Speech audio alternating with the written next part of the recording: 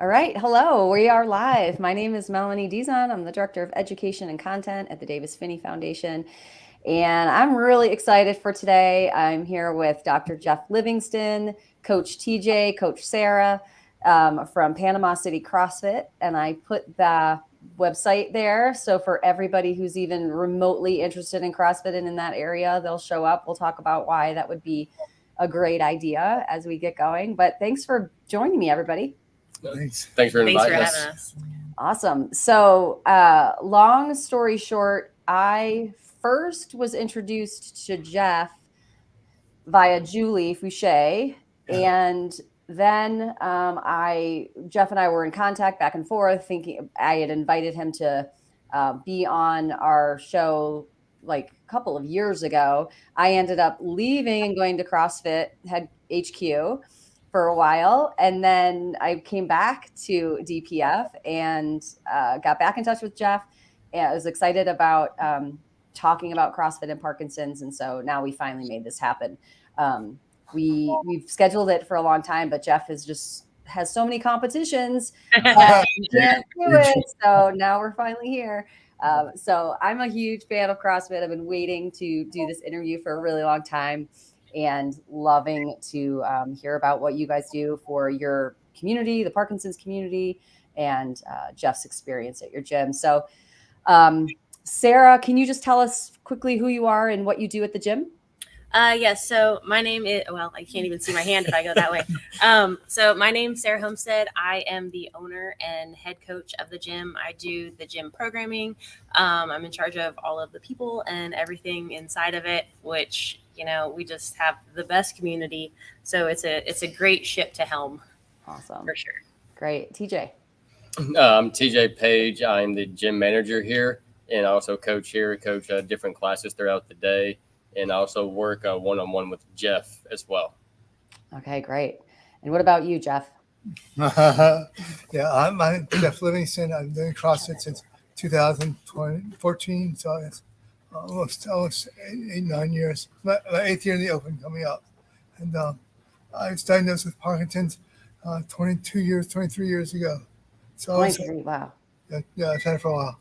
So I feel like I'm well versed in it. As you can see by the black eye, I'm well versed in Parkinson's. Yeah. What's with the black eye right now? Everyone's wondering. Yeah. I was like getting dinner on the table for my wife. I just felt people, but no, I just felt doing yard work. So I started doing CrossFit in 2014, and I've been very pleased with the way it's helped me with my Parkinson's. Great. So you were diagnosed quite young. Yeah, I was in the operating room one day, and I noticed that I tremor on my right thumb, and it progressed from there. It took me 6 months to get diagnosed. So I was diagnosed in 2000, and a few months before I finished my fellowship training. And so I practiced for 25 years afterwards with Parkinson's, and I just stopped 2 years ago. It was just enough that I needed to stop practicing medicine, surgery, and just come back to concentrating on me, and so it gives me plenty of time to do CrossFit now. Right. So what was that? I mean, things have changed so much. Davis, our founder, was also diagnosed in 2000, and his doctor said, hey, rest. And, he was an Olympic cyclist, a massive athlete. And he was like, really? Rest? Yeah. That doesn't sound right. And so he, the joke is that he's tried for a week, and that did not happen. So, he was back on the bike, and it's definitely, changed his life to be moving. And when they founded the foundation in 2004, that's been in the DNA of our organization forever. It's how can we live well today? And that is exercise for the most part. So obviously lots of little things that you can do, but exercise is such a key piece of that. So what did your doctor tell you, Jeff? They told me to start exercising when I was diagnosed. So that's awesome. But for me, it took me a while to actually do that. I really ignored my diagnosis for the first 10 years. Okay. Did you exercise at all, like prior to Parkinson's? I ran Division I track when I was in college. So I'd always run. I did an Ironman triathlon after I graduated from med school. So I've always run and done some biking and some swimming. This is my first time lifting weights. So what happened was I moved down from Greenville, North Carolina, where I was working changed jobs to Panama City. And I just drove by a CrossFit gym. My wife was hassling me that I needed to do something to get in shape. And I just stopped in, and they would let me work out that day. And I've been hooked ever since. I had no idea what CrossFit was when I walked into that gym. Really? Yeah. So what hooked you? What did you like about it? The competitive style of things, and the support of the community. I guess it's the biggest thing. Parkinson is such an isolating disease sometimes, and the fact that you can get out and do things and have a really supportive community, both from a corporate level to an affiliate level to just the personal people that are in the box, it's been a tremendous game changer for me. Yeah. So let's talk a little bit on the CrossFit side. So Sarah, how did you get into CrossFit?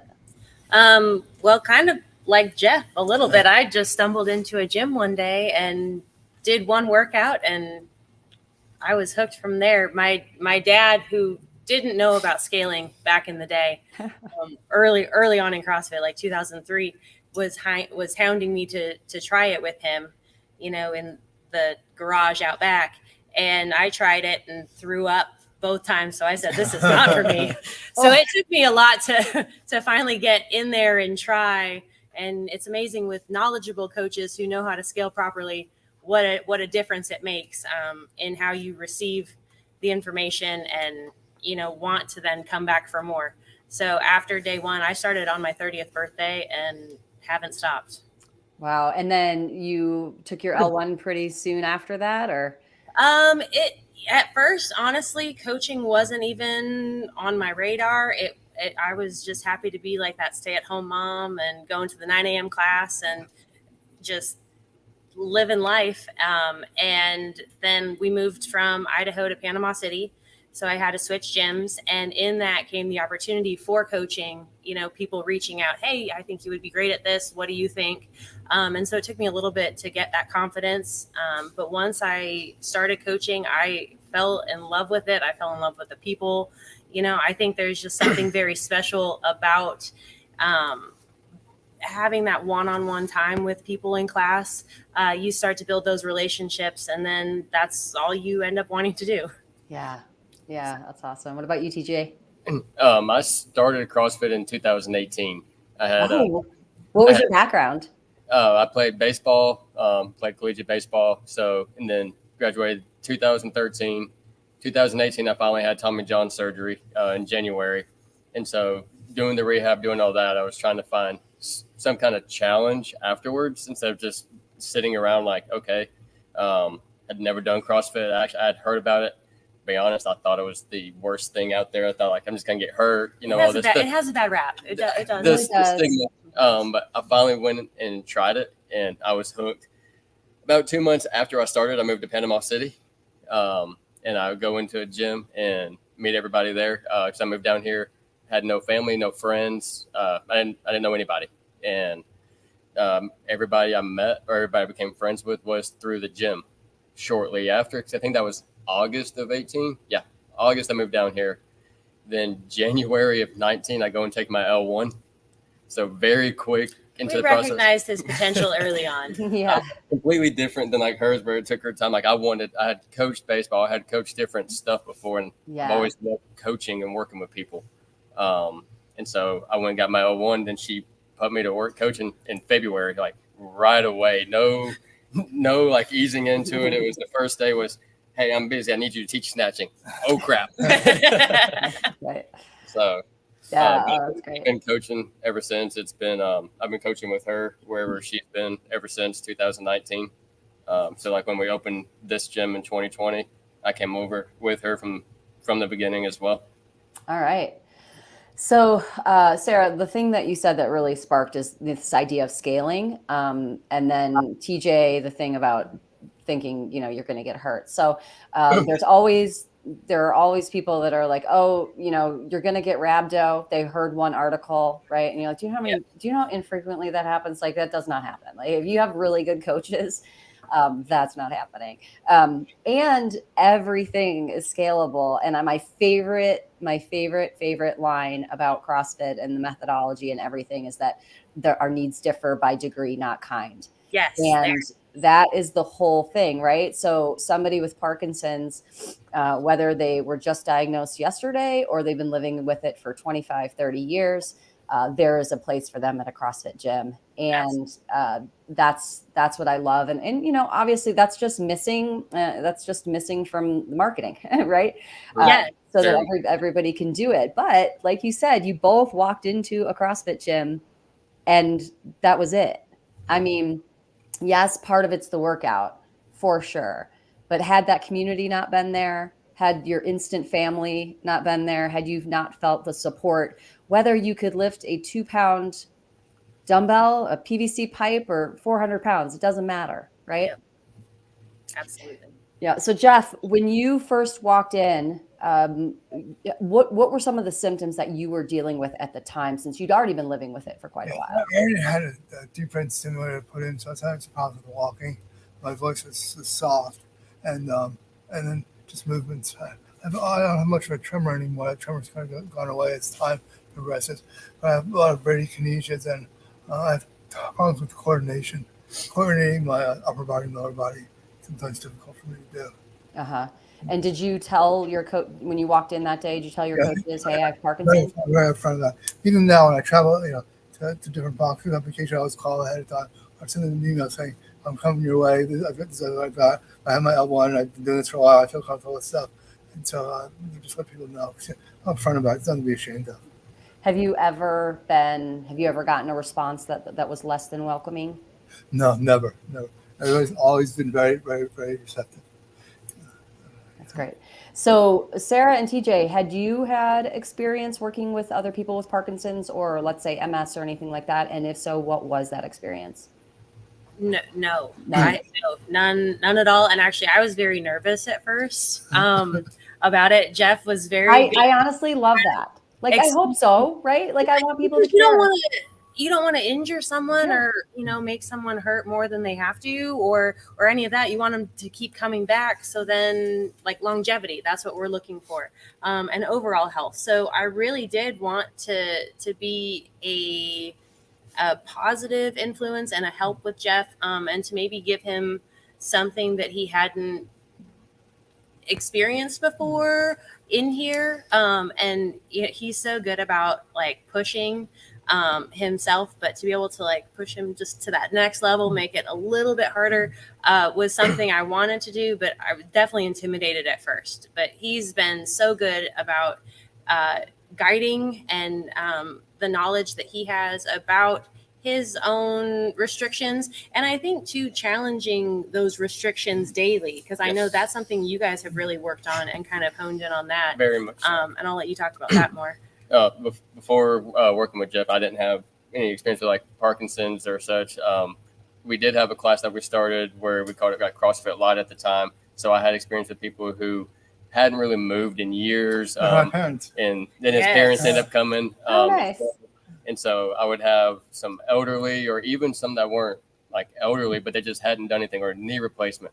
It was always the ones of having to get very creative with the scaling. And I ended up my thought process or approach was, instead of making them feel like the outlier because there's something going on with them, how can I make them feel like they're just part of this like anybody else? The same thing with Jeff, like when we're in here working out, it's because, I mean, everyone in the gym knows his condition and what's going on, but how can we take away from identifying as that and just be like, hey, it's another athlete in here? Just make them feel like part of the family and the group. Yeah, they're not easy on me. No, I wish they would be sometimes. Right. Sometimes you're like, I'm going to pull this Parkinson's card out, see how it's going to get me. I do think that that's a really important thing. So a lot of times, and I mean, I'm guilty of it too, but I will think, like, I don't want to annoy people, or I don't want to bother the coaches because I've got A, B, or C or whatever. And the reality is there's no class in a CrossFit gym where someone doesn't have something. No, and we need to know what's going on for safety reasons. I mean, if we don't know, we can't be mindful or watchful of anything going on. Yeah. So what did you two do, if anything, to learn about Parkinson's and, kind of figure out what it is in terms of somebody being able to move their body and what restrictions and symptoms? I tell them all the time. I teach them. Yep. You just had like Dr. Jeff just Yeah. giving you the lowdown. He's our coach in that aspect. Yeah. Although, Which is good. when I was Parkinson's medicine, I did OBGYN, so I didn't have any patients that had Parkinson's for 30 years. So, but I've learned about it. So. And he, like, it's all the time. Like, I remember when he first asked me to work with him more inclusive, like one-on-one stuff, is I started diving in. Because I have a grandfather who has Parkinson's now. Oh, wow. He was diagnosed in the last few years. And I told him that, like, so when he asked me, I was thrilled because that disease hits home with me and my family as well. But the stage my grandfather's at is much different than where Jeff's at. So it's getting to see and learn. I just ask questions. And I just wait for him to tell me, hey, stop asking. Like, it's different things. It's also, I feel like I need to know what's going on. So as he's training, I can look for or understand what's good, what's bad. Right. So let's go to this piece of Jeff trying to get away with stuff. So what happens here, and what do you do? Hey now, I like the way this interview's going.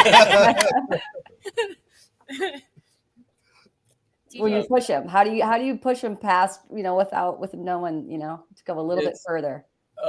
Knowing it really depends. Like, we'll talk about like how his medication's going that day. That's the first thing. It's what kind of day you're having. Is it a good day or bad day? Because if it's a bad day, I know we have to dial it back for safety reasons. Whether his medication's off, whether the freezing is worse today, just different things. And so there's communication up front. If it's a good day, it's, hey, we're going to hammer it. We're going to get everything we can out of this body today, knowing tomorrow may be different. So it's really a day-to-day deal. It's, you could say, the difficult side of programming some of the stuff with them, because you could have all the intentions in mind of a thing to do, but that's going to determine what we can actually do, whether we could want to do strength training, but hey, it's not working. So we have to go on a bike. We just have to get cardio in today. Yeah, that's such an important point to say, like, today is not going to likely look like tomorrow, and be open to changing. So Jeff, did you, what is it like for you when you're off, when you're really just like not? It's hard for me to walk. Yeah. So I stumble into the gym, and usually these guys can tell that I'm having a good day or bad. They just let me be walking from the car in, and and it's hard to time my medicine. Sometimes I have to be very creative in terms of timing my medicines, so make sure I'm on. When I'm off, it's difficult to do CrossFit. Yeah. I scaled back that day. How do you do like the bike maybe when you're trouble walking and stuff, or what's? Yeah, I'll stay away from, like, I won't get on the rig because I'll scared to fall off the rig, and I won't do complicated things like snatches. I'll do some dumbbell work or the cardio work. I'll do the bike, the rower, the skier.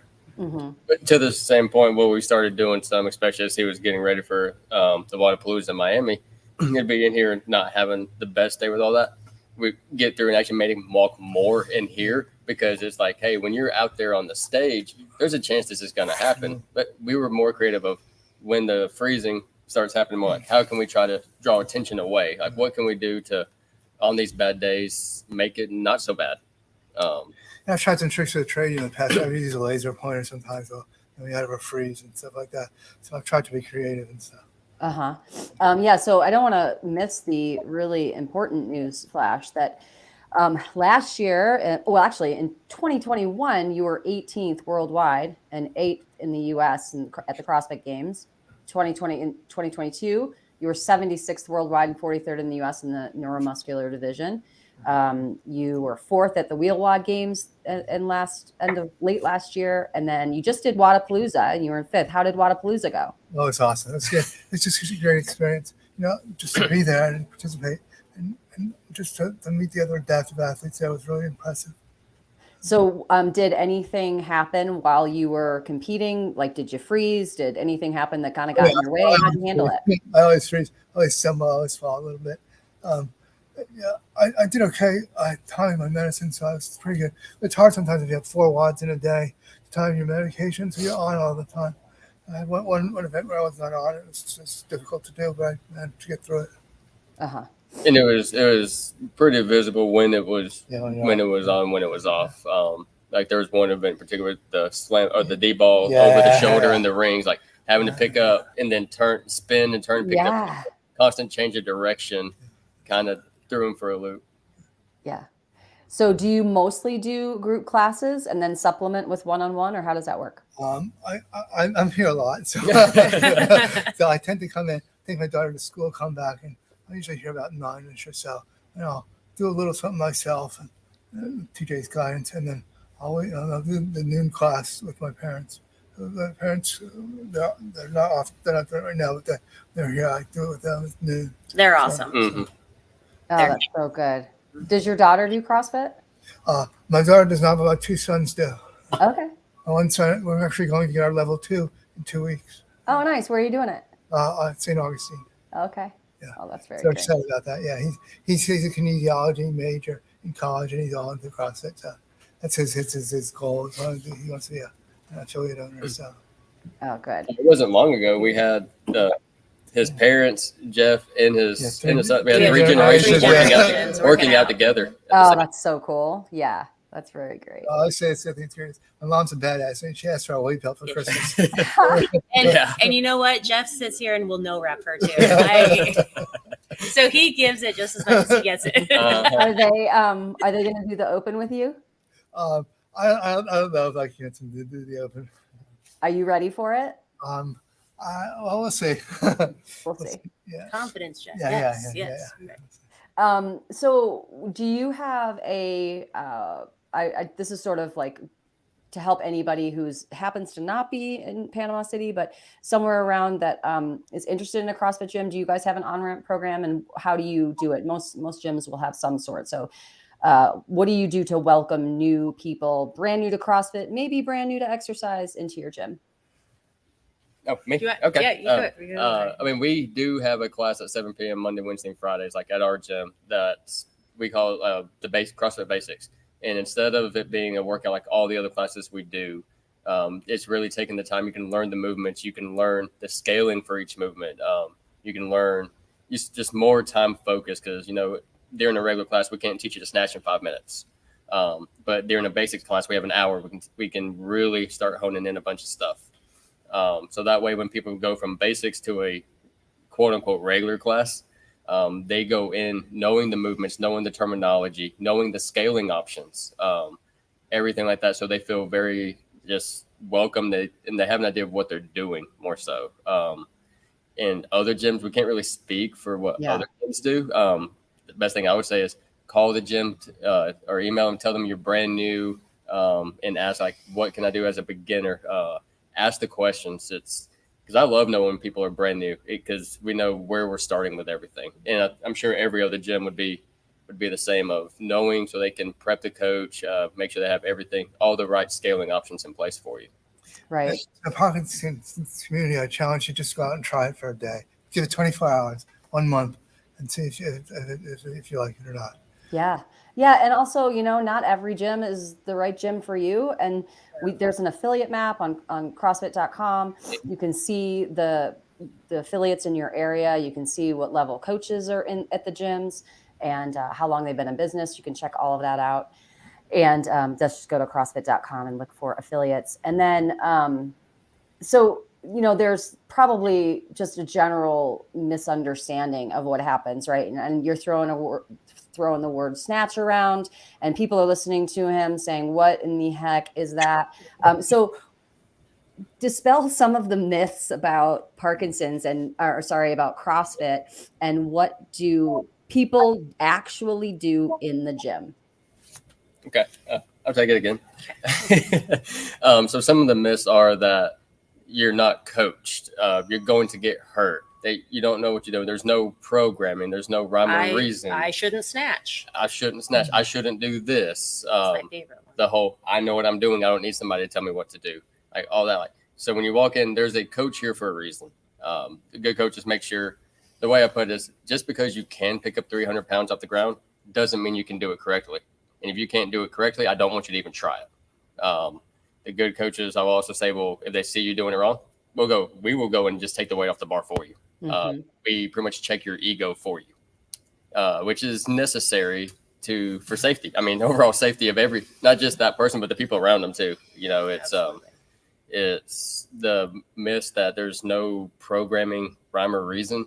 If you go to most CrossFit gyms, there's actually like month-long programs in place. Like it's known in advance what we're doing, like the strength cycle, the everything we're working on, the workouts the last month, gearing up for the open because it's coming up, kind of the major unknown. So there is a reason for everything you're doing. Yeah. Rest days. There's a reason for rest days that the gym is closed. Right. Because it is necessary. It is very much necessary. We cannot do this every day on our body. No. Yeah. Safely. And keeping the gym closed on Thursday is not a popular decision. No. for anyone. Oh, I was like, wow, you are bold. That is. For the fast. Yoga. That's right. We have do yoga on yoga. Thursdays. We do yoga and Zumba on Okay. Thursday. So the thing there is you might go in there, you might do sit-ups, you might do a pull-up with assist, you might do a stepping on a box, and then you might do something with a barbell. No 2 days are the same. And like I said, everything can be scaled, Yes. to what you have. The other piece to consider when everybody says, you get injured or there's not enough coaching, like you're way more likely to get injured at a big box gym where you just go in there by yourself and start throwing stuff around. That doesn't happen at a CrossFit gym. Like you get coached, you're in a class and people have their eyes on you. And not to say that nobody gets injured, but it's no more than anything else that you're doing. If you decide you're going to be an ultra runner or a cyclist or a triathlete or go to whatever HIIT class or boot camp, right? So don't let that stop you and give it a try. Accidents happen. I mean, they're gonna freak accidents just happen. You can do everything right. You can be outside walking and right, walking exactly how you should be. Something could just go wrong. You roll your ankle. That's a freak accident. That's not a CrossFit thing. It's something happened. Yeah, you don't stop it because there's that possibility, and you also you just have more guardrails in a CrossFit gym anyway. So Don says 2 months in with Parkinson's, walking and balance are very difficult. Working on a treadmill, seeking outside help. Good to see that it is there. Yes, thanks, Don. Check out CrossFit.com. Check out your affiliate and see if there's one near you, and call them up. Say, I'd love to try it out. And if they don't have any experience, I mean, we can give you our phone number, and they are more than welcome to call either one of us. That is quite awesome, Don. Check out Panama City CrossFit. They'll talk to you. We'd be happy to help. Yeah. We have a lot of ambassadors from the Davis Finney Foundation. They're willing to talk to you. And I would say that CrossFit has more ambassadors than anybody I know. People love CrossFit. Coaches love talking about CrossFit. So you can find somebody who will answer your question. Absolutely. Yeah, whether you like it or not. So Jeff, let's talk a little bit about this competition piece. So you walked in, you were hooked from the beginning. You like that you get your name on the board and you're competing with everybody in class. Also, don't worry about that, people, if you don't like it, because I really hated it when I first walked in. I really hated it. I was like, I was a teacher a long time ago, when your student would come up and ask their grade and you would try and like hold everyone else's grade away so they couldn't see it. I was like, this is basically like showing an F on class. Like, this is terrible. I don't like this idea, right? But you get used to it. You don't have to worry about it. But Jeff, so how did you move from I'm in class to I think I want to do some competitions? I know you did it before, just in the regular elite category. So I guess it started. I'm a very competitive person. So if I'm working out and there's a 16-year-old girl next to me, I'm going to try to beat her. I may not, but I'm going to try. And so I've always been competitive in that way. So I like the competition aspect of things, and a lot of times I'm competing against myself. But so that's how I like the competition in every class. Then in terms of competitions, I'll coach Everly Funches. Said I need to start doing some competition, and just sign me up for one. So I didn't know what it was. I just went down into a car at CrossFit Zoo and did there. No, it was 2014. So I've been doing competitions ever since then. Wow. And so what does your, right now you're kind of a full-time professional athlete. So you get to work out all day, every day, whatever you want, right? But what do you do to prep for those? And that's anything different, sort of like, different cycles throughout the year? These guys keep me straight with that. And I know it to back off. I've done a lot of coaching and stuff over my lifetime too. And I kind of know to back off a little bit before my events and recover afterwards. So I try not to kill myself during the process. But I love the competitions. It's nice to be accepted and be able to do that. Against people who have similar limitations that I have. Yeah. And you guys you said you have a competition coming up at your gym this year? Yes. And it's in May 6th and 7th. So 2 day, we're doing 1 day individual, 1 day co-ed team. We've done it every year. We've been open every year in the springtime. It's our annual event. We call it the 850 Games. And we're hosting it here at our facility. Nice. Jeff, have you brought any of, first of all, are you involved in any Parkinson's groups, support groups or anything like that? No. Never been? No. I looked into it when I first was diagnosed. But I went to one meeting. I was 35. Everybody else in there was 85. Yeah. It wasn't for me, even though it was the Young Parkinson's group out of Indiana. It just wasn't for me. Yeah. And so I haven't really been back since then. Yeah. And so you found your community here. There's just nothing that beats a community. So whether you find it at a CrossFit gym or you find it with the Parkinson's group or an advocacy group or whatever it is, just having connections to people is such an important way to live well. I probably get somebody contacting me about once a month though, from just my reputation in the CrossFit community. I get a lot of stuff from overseas. People just calling, texting me and asking questions about CrossFit. Have you had any other neuromuscular or people that come into your gym, or is Jeff your only one? We had a couple that have come in and out. They haven't stayed. It's been we have MS. We have MS. We have MS in the gym. We have. There's probably more that we don't know because some of the stuff could be people are just shy to say something. For sure, yeah. Or different things that do go on. But that we know of, it's really Jevin. I said somebody with MS as well. But a lot of times people get injured and doing things, and they can adapt their workouts to mine, sort of mine. Yeah. TJ's brilliant at that. Good. Well, what advice do you have, Jeff, for people living with Parkinson's and about movement and exercise? You got to move. It doesn't matter whether I've done dancing, I've done boxing for Parkinson's, I've done cycling, I've done all the things from CrossFit worked the best.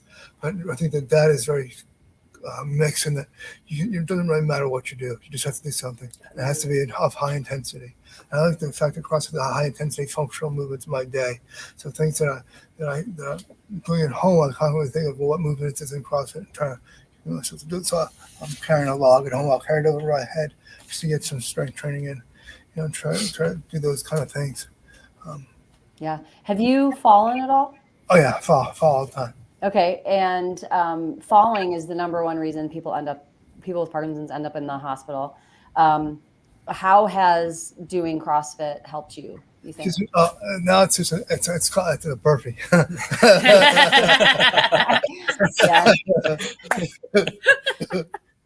Yeah, I mean, every day you're practicing getting down and getting up off the floor, right? Yeah. So we had a benefit a couple of years ago called the Fox Y. We raised some money for Michael J. Fox and the Parkinson's Foundation, and one of the workouts I had a little whistle that I'd blow, and I blew the whistle to get to stop and do some burpees. It's like I fell and have to get up. So did everybody else. So it's kind of my brain enjoyed that very much. That was actually the first year I met Jeff because I remember doing that workout. Oh, that is good. It's my revenge. Yeah. Sarah and TJ, anything you would want to let other people who are considering this know about walking into a CrossFit gym? The biggest thing is to just go in, find yourself a good coach that is knowledgeable, that is willing to, learn the things to help you become the best you, because like everybody said, movement is what we want. I mean, for everybody, you want to continually move. You don't want to be 90 years old and you can't sit down on the toilet. Like it really does go to that basic of a movement, or being able to carry in your groceries. That's something that you want for a lifetime. You don't want to depend on other people to do that for you. So just find something that you love that will get you moving, get that heart rate up, because you do want, the blood flowing and get you out of the house. Amen to that. Yes, absolutely. Right. That's my biggest piece of advice. I would say give it a try. It's not what you see on TV or the internet. It's not for the 1% of the 1%. That's just what gets just categorized. It's popular. But it's for everybody. I mean, I just got my mom involved in it in the last month. She hadn't moved and done much moving in 10 years. Nice. I got her hooked up with a gym, so it's for everybody. And she has restrictions. Yeah, she has a lot of restrictions. Yes, a lot. But it can be for everybody. It's kind of like she alluded to earlier. You get hurt, it can be scaled. I've had to do that. I don't know how many times. Freak accident that wasn't because of the movement. It was just something freak happened. Right. But you still come in, and then you never know who you're going to meet in here. I moved to a town. I knew nobody. This is how I met people. This is basically what became my family, because I had no family around me. And I want to give a shout out to the ATA trainers, which is the CrossFit adaptive trainers. So there's a class that they offer. It's a weekend class where they talk about scaling for adaptive folks, whether they have Parkinson's or neurological diseases, or have limb defects, or are missing limbs, wheelchair bound, etc. It's really great in terms of figuring out what you can do rather than what you can't. Is that an online class or in person? It's an in-person class. Okay, good. I'll put that link up when we're talking about it. Great. Well, I want everyone to remember that our needs differ by degree, not kind. Get into a gym. And Jeff, we're going to be watching you this season. We're excited to see how it goes. All right, thanks. Appreciate it. Thank you guys so much for being here. Thank you.